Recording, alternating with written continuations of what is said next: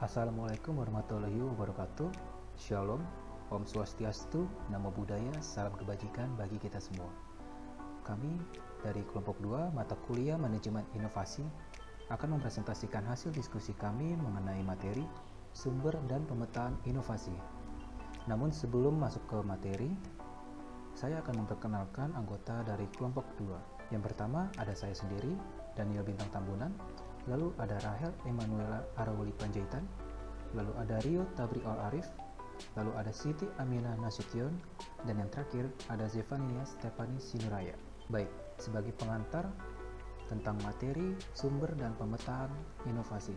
Inovasi dalam suatu organisasi adalah hal yang sangat penting untuk dilakukan, karena dengan inovasi, organisasi dapat menjadi lebih baik dalam mencapai tujuan dan juga dapat tepat sasaran secara efektif dan efisien.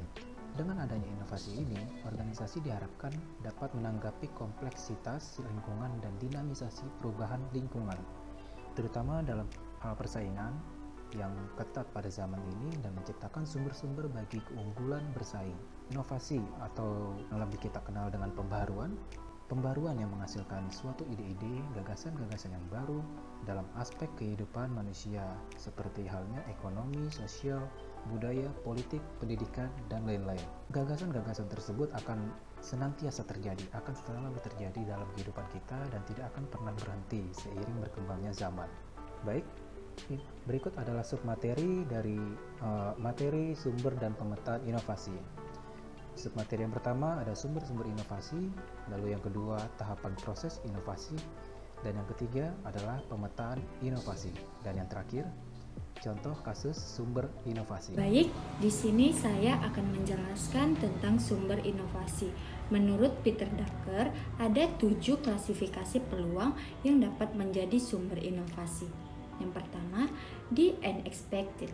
Lingkungan bisnis atau usaha yang dinamis mengharuskan kita untuk siap atas apapun yang terjadi kelak. Ini merupakan salah satu rintangan atau peluang yang akan menjadi sumber inovasi. Kondisi ataupun perubahan apapun di dalam lingkungan perusahaan harus bisa membuat perusahaan tersebut berjalan. Jadi pada awal dekade 1930-an, IBM mengembangkan sebuah mesin penghitung untuk uang modern untuk praktek fungsional bank. Akan tetapi, pada dekade itu, bank tidak membeli komputer untuk praktek finansial mereka.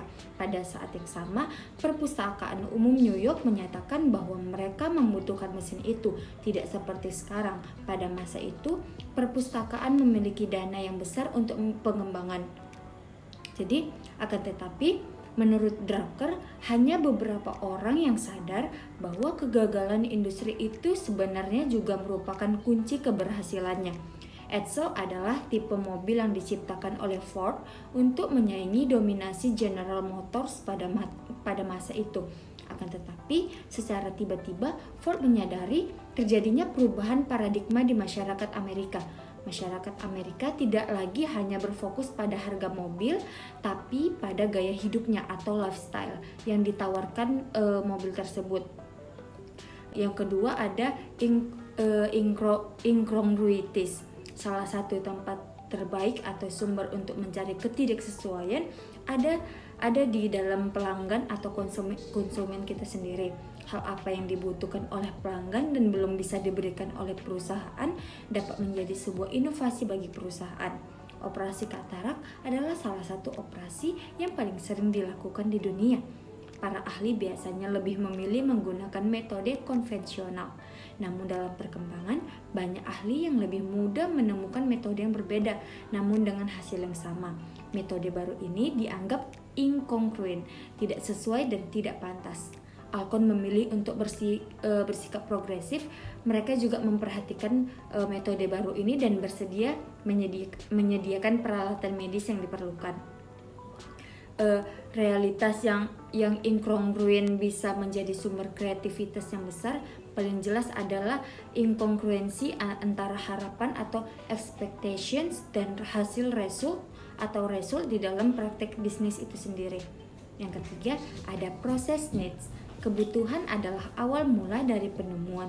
Hal yang saat ini menjadi kebutuhan masyarakat dapat menjadi salah satu peluang bagi inovasi dalam perusahaan. Apa yang disebut media masa sekarang ini, menurut Drucker, sebenarnya adalah suatu proses-proses pemenuhan kebutuhan juga. Kebutuhan ada dua. Yang pertama adalah kebutuhan untuk mencetak ribuan koran untuk memenuhi kebutuhan berita masyarakat. Yang kedua, ada kebutuhan banyak perusahaan untuk memasarkan produknya melalui surat kabar. Ide yang kedua muncul dari Adolph Oaks dari New York Times, William Randolph Hearst dan Joseph Pulitzer dari New York World. Pemasaran melalui surat kabar memungkinkan surat kabar tersebut dapat disebar secara gratis karena pemasukan utama surat kabar adalah dari iklan. Lalu yang keempat ada industry and market structure. Struktur industri dari pasar mungkin menawarkan kesempatan untuk berbagai jenis layanan baru. Menurut Drucker, strategi bisnis dapat berubah hanya dalam semalam. Perubahan itu bisa ditafsirkan dengan dua cara, yakni sebagai masalah atau sebagai kemungkinan untuk melakukan proses produksi yang kreatif. Banyak perusahaan besar hanya terpaku pada bisnis utama mereka. Mereka tidak memperhatikan perubahan dan perkembangan pasar. Mereka menutup mata dari segmen pasar yang mengalami perkembangan paling pesat. Jika bersikap seperti itu, maka pendatang baru akan merebut pasar yang sedang berkembang itu. Kemungkinannya ada dua. Sang pendatang baru akan menjadi penguasa pasar di masa depan, atau perusahaan besar membuka peluang di segmen yang sedang berkembang serta memperluas usaha mereka. Dan yang kelima ada demographics. Menggabungkan data demografi dengan segmentasi dan targeting adalah metode yang tepat dalam memenuhi keinginan target pasar. Menurut Drucker, banyak manajer sudah mengetahui arti penting dari data demografis. Akan tetapi, mereka masih berpendapat bahwa perubahan demografis sangatlah lambat sehingga hampir tidak memberikan pengaruh apapun. Hal ini tidak lagi berlaku. Perubahan data demografis pada abad ke-21 sangatlah cepat. Dan yang keenam itu ada change in perception. Perubahan persepsi yang bisa dijadikan sebagai sumber inovasi. Bagaimana kita bisa mempengaruhi persepsi seseorang, kemudian kita bisa memberikan produk atau jasa yang inovatif dari persepsi yang mereka berikan. Ingatkah Anda akan perumpamaan kayak gelas setengah penuh dan gelas setengah kosong? Menurut Drucker, perumpamaan ini menggambarkan dengan tepat pentingnya persepsi terhadap suatu fenomena, mengubah persepsi manajer dari setengah gelas penuh menjadi setengah gelas kosong. Demikian Drucker membuka kesempatan bagi perkembangan yang besar. Drucker memberi contoh tentang kasus Amerika. 3 atau 4 dekade belakangan ini, dunia kesehatan Amerika Serikat mengalami kemajuan pesat. Angka kematian bayi menurun tajam. Umur hidup rata-rata orang meningkat setiap tahunnya. Banyak penyakit kanker yang berhasil disembuhkan. Walaupun begitu, masyarakat Amerika mengalami paranoia kolektif tentang kesehatan mereka. Tiba-tiba, semua orang jadi sangat khawatir dengan kondisi kesehatan mereka. Mereka khawatir terkena kanker. Semua penyakit secara langsung dikaitkan dengan kanker. Jelaslah dalam hal ini gelas dilihat setengah kosong. Lalu yang ketujuh ada new knowledge. Jadi new knowledge ini pengetahuan baru telah menghasilkan banyak peluang untuk produk baru berkaitan dengan update pengetahuan maupun teknologi perusahaan. Sehingga perusahaan memiliki peluang lewat produk yang baru. Dalam konteks bisnis, Drucker berpendapat bahwa kreativitas dan inovasi terpenting muncul dan berbasis pada pengetahuan atau knowledge-based creativity. Kreativitas macam ini berbeda dari kreativitas lainnya. Jika suatu pengetahuan yang baru berhasil ditemukan, penemuan itu tidak otomatis bisa menghasilkan suatu teknologi yang siap pakai. Proses menciptakan teknologi yang praktis dari pengetahuan murni membutuhkan waktu yang lama. Bahkan setelah teknologi praktis sudah ditemukan, proses pemasarannya sehingga bisa dirasakan masyarakat luas pun membutuhkan waktu lagi. Jadi menurut Drucker, jarak antara penemuan pertama sampai bisa dirasakan manfaatnya oleh masyarakat luas sekitar 50-60 tahun. Itu pun mengandalkan teknologi pemasaran dan respon pemerintah yang cepat. Jadi bayangkan betapa lamanya penemuan pengetahuan murni sampai bisa dirasakan manfaatnya oleh masyarakat luas Indonesia. Baiklah, perkenalkan, nama saya Rahel Emanuela Aroli Panjaitan dengan NIM 72032100038. Baiklah, di sini saya akan memaparkan beberapa materi. Yang pertama adalah 5 elemen penting yang menjadi sumber kreativitas dalam menciptakan sebuah inovasi menurut Adam Kay. Untuk elemen yang pertama adalah knowledge atau pengetahuan. Pengetahuan yang dimiliki biasanya berhubungan dengan proses pembelajaran yang dialami oleh seseorang. Pengetahuan ataupun wawasan yang dimiliki perusahaan ini dapat menjadi salah satu aspek penting sebagai sumber inovasi dari produk-produk yang dihasilkan oleh perusahaan. Yang kedua adalah thinking atau kemampuan berpikir. Kemampuan berpikir perusahaan dalam menggabungkan beberapa elemen yang berbeda dapat menjadi suatu sumber dari munculnya ide yang kemudian menjadi inovasi dalam perusahaan. Kemampuan berpikir perusahaan ini sangat penting karena nantinya jika mereka memiliki sistem berpikir yang cukup baik atau yang cepat, mereka dapat menghasilkan banyak ide yang kemudian dapat ditentukan menjadi keputusan dalam pembuatan inovasi di dalam perusahaan. Yang ketiga adalah personal motivation. Semakin dalam alasan yang dimiliki, maka perusahaan akan semakin gigih dalam menemukan ide-ide inovatif. Di sini maksudnya adalah ketika perusahaan sudah menemukan alasan yang kuat atau keinginan yang kuat untuk menciptakan ide-ide yang inovatif, maka mereka akan lebih mudah dan lebih cepat menemukan ide-ide atau gagasan yang akan menjadi bahan atau sumber inovasi nantinya. Yang keempat adalah environment ataupun lingkungan. Lingkungan juga merupakan salah satu aspek penting dalam penentuan atau penemuan gagasan dan ide-ide yang inovatif. Karena beberapa elemen saling berinteraksi di dalam lingkungan. Perusahaan yang memiliki sistem berpikir yang lebih baik atau sistem berpikir yang lebih maju pastinya akan memperhatikan bagian eksternal dan juga bagian internal dari dalam lingkungan, sehingga perusahaan akan mudah atau lebih mudah menentukan ide-ide ataupun gagasan yang inovasi dalam perusahaan tersebut. Baiklah, di sini kita masuk kepada elemen yang terakhir atau elemen yang kelima, yakni an explicit decisions.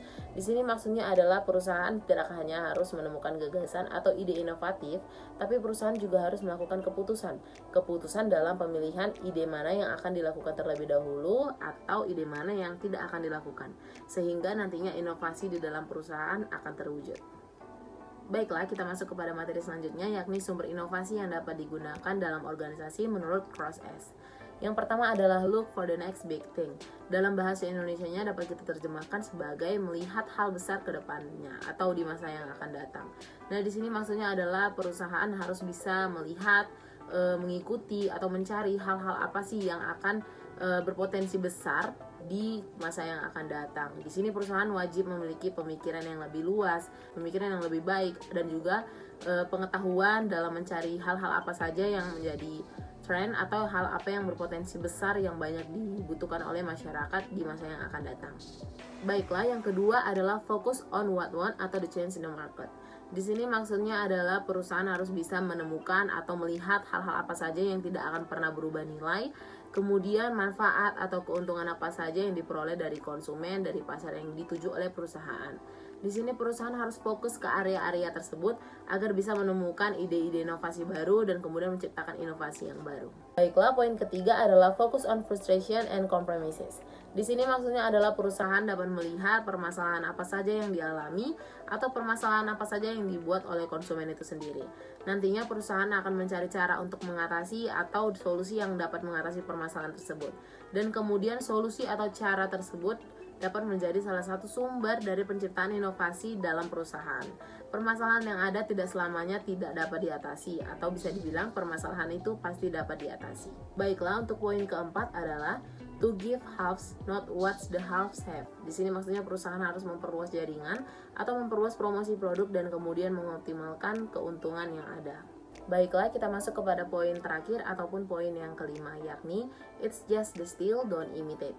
Di sini maksudnya perusahaan dapat mengambil atau mengadopsi ide-ide produk dari industri lain, namun tidak boleh mengimitasi ataupun menghasilkan produk yang sama persis. Jadi ini merupakan salah satu dasar dari perusahaan menciptakan produk, kemudian melakukan inovasi terhadap produk tersebut, dan kemudian memasarkannya ke pasar yang dituju oleh perusahaan, dan kemudian nantinya konsumen dapat menyukai produk yang dihasilkan oleh perusahaan tersebut. Baiklah, kita masuk kepada materi berikutnya, yakni mengenai sumber inovasi lainnya. Di sini kami berikan 4 poin penting dalam materi sumber inovasi yang lainnya. Untuk yang pertama adalah teknologi ataupun ICT.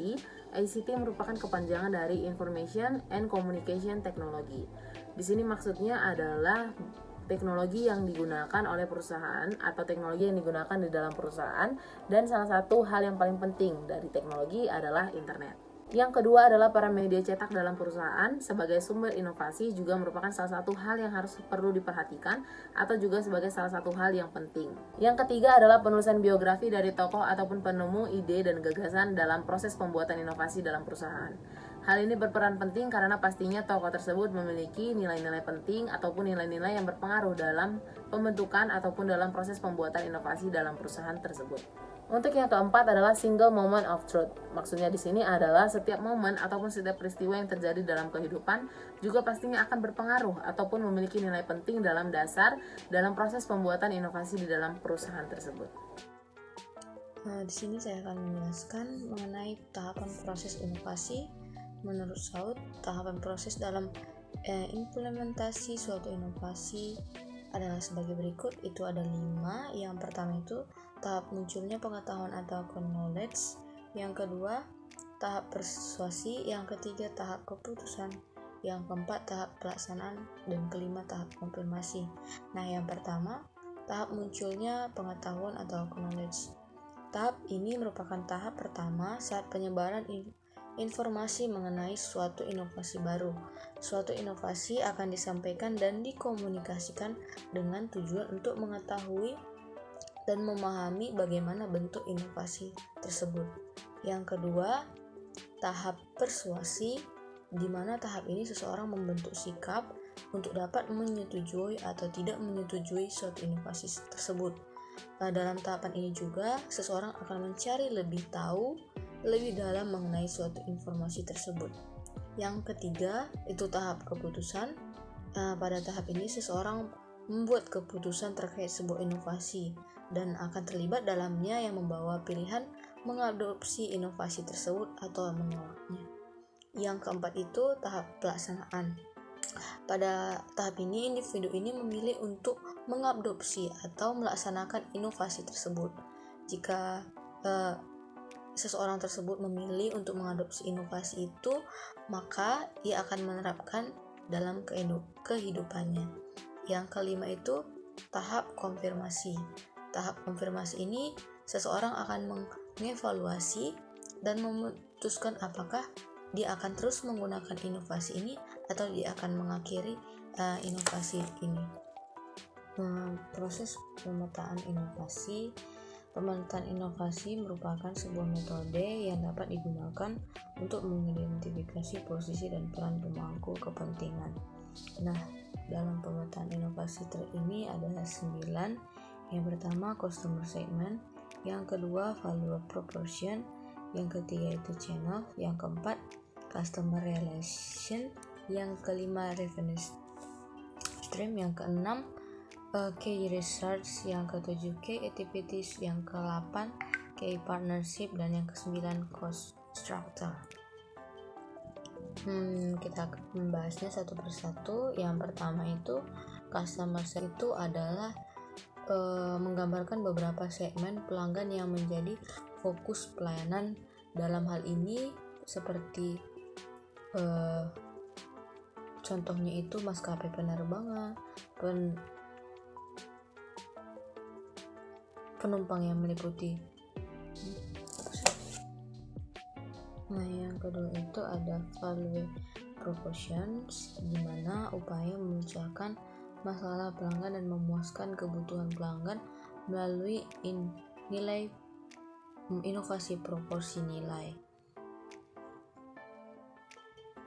Nah, yang ketiga itu channel, menyampaikan proporsi nilai hingga sampai ke pelanggan melalui komunikasi, distribusi, dan saluran penjualan yang meliputi website official, aplikasi di Android, sosial media, dan pameran, iklan, kegiatan domestik, dan lain sebagainya.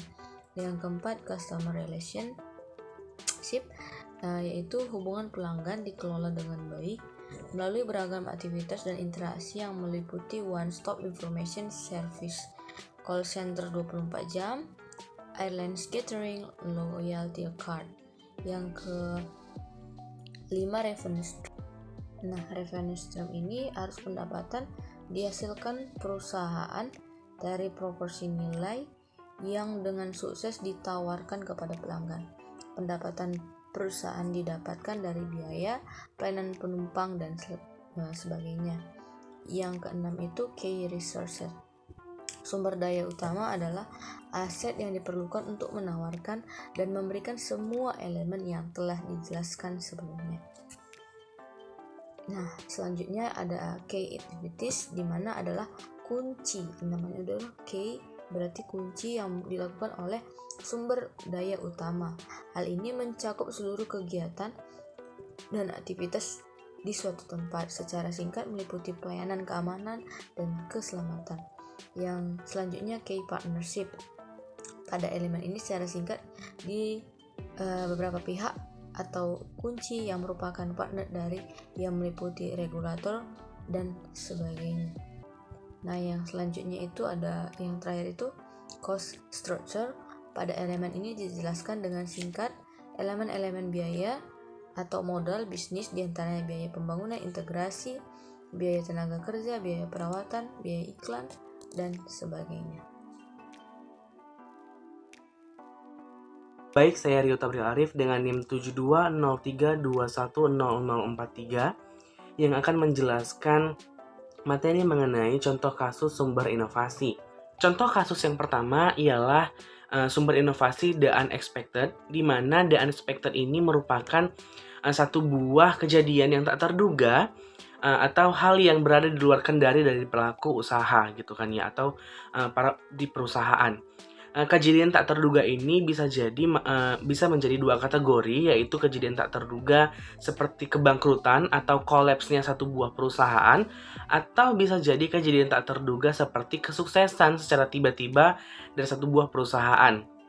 Nah, pada materi kali ini kami mengangkat kasus maskapai penerbangan, yaitu Lion Air, di mana pada 2 tahun belakang gitu kan ya, tahun 2020-2021 kita tahu bahwasannya kondisi Indonesia itu dipenuhi dengan pandemi COVID-19, bahkan tidak hanya di Indonesia tapi sudah mendunia begitu kan ya, pandemi COVID-19 ini, di mana para maskapai seluruh dunia, baik yang terbaik pun seperti maskapai yang ada di Singapura begitu, itu hampir mengalami yang namanya kolaps perusahaan begitu kan ya, atau perusahaan maskapai Singapura ini hampir tidak bisa beroperasi begitu ya dengan kasus atau terjadinya kondisi pandemi ini. Akan tetapi berbeda dengan Lion Air, di mana ketika terjadi satu buah kondisi pandemi COVID yang dimana orang tidak bisa berpergian kemana-mana atau bepergian dibatasi, Lion Air ini berinovasi begitu kan ya, untuk mengeluarkan atau membuat inovasi baru, ide baru, perkembangan baru dan perbaikan baru di maskapainya, yaitu dengan membuat penerbangan jenis baru yaitu Super Airjet. Kembangan ini atau inovasi ini dibuat oleh perusahaan Lion Air untuk penerbangan khusus atau penerbangan harian begitu kan ya, untuk orang Indonesia begitu kan ya. Dan juga maskapai jenis Super Airjet ini merupakan maskapai buatan Indonesia sendiri begitu kan ya. Maka dari itu the unexpected ini atau ketidakdugaan ini mampu menjadi sebuah sumber inovasi bagi satu buah perusahaan, seperti yang telah dilakukan oleh perusahaan Lion Air begitu kan ya, di tengah kondisi pandemi COVID-19 begitu kan ya, di mana para maskapai-maskapai maju, maskapai-maskapai yang luar biasa penerbangannya, seperti salah satunya Singapura yang seperti saya sebutkan tadi, itu mengalami kolaps. Akan tetapi pada Lion Air ini sendiri bisa bangkit begitu ya, bisa bahkan bisa mengeluarkan jenis maskapai baru begitu kan, di tengah kondisi yang seperti ini. Nah, maka dari itu kenapa saya bilang tadi the unexpected merupakan sumber inovasi yang bisa dijadikan yang bisa dilakukan oleh satu buah perusahaan. Contoh kasus sumber inovasi yang kedua yaitu change in perception, yang mana hal ini merupakan perubahan persepsi yang ada pada masyarakat. Di sini kita bisa lihat bahwasannya banyak gambar-gambar yang menunjukkan satu buah tempat gym segitu ya, tempat pelatihan untuk olahraga begitu kan. Terus juga ada timbangan digital. Terus juga di sini ada gambar salad gitu kan ya. Nah, kenapa saya mengangkat masalah ini gitu kan ya? Karena banyak sekali di masyarakat tanggapan atau persepsi yang itu berbeda-beda begitu kan ya, berbeda-beda, berubah-ubah begitu kan ya, terhadap satu buah tubuh yang ideal. Misalnya begitu kan ya.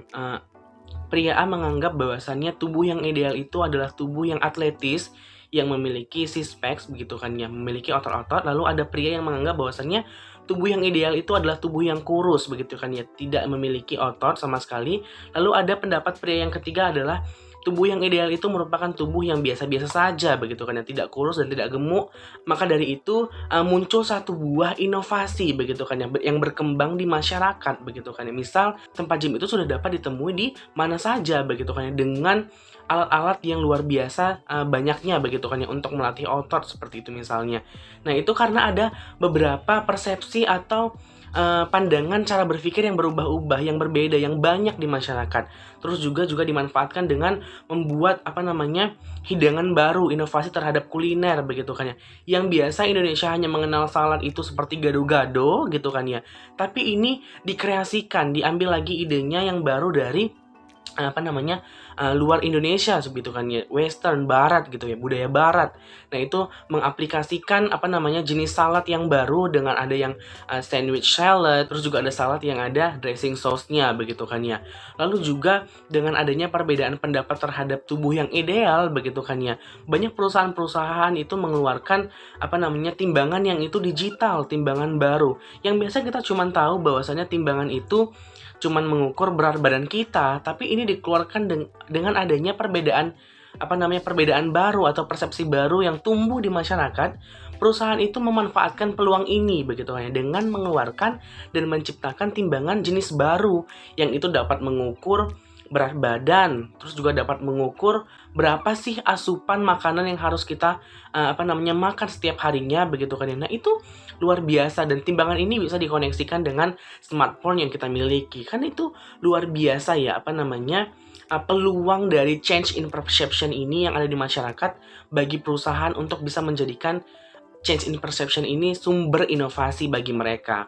Nah, itu seperti itu. Lalu kita masuk ke contoh yang ketiga, yaitu new knowledge, pengetahuan yang baru. Nah, di new knowledge ini kami mengangkat satu buah produk, satu buah inovasi dari perusahaan Xiaomi begitu kan ya. Mereka menciptakan kacamata atau smart glasses gitu kan ya, yang itu berbeda dari yang lainnya begitu kan ya.